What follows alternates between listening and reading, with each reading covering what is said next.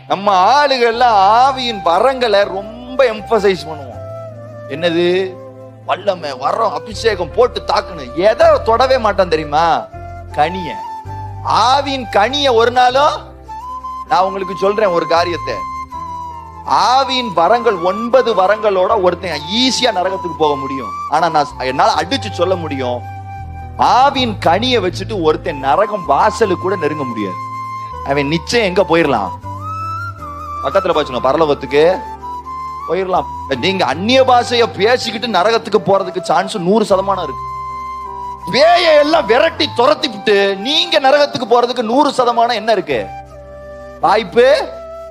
அதனாலதான் கடைசி நாட்கள் எல்லாரும் சொல்றாங்க, உடைய நாமத்தினாலே தீர்க்க தரிசனம் உரைத்தோமே, உடைய நாமத்தினால பிசாசுகளை வேற ஆண்டவர் சொல்றாரு. நீ யாருன்னு எனக்கு? யாரு ஒருவனுக்கு பரலோகம் திறந்திருக்கு தெரியுமா? கனி நிறைஞ்ச ஒருத்தனுக்கு.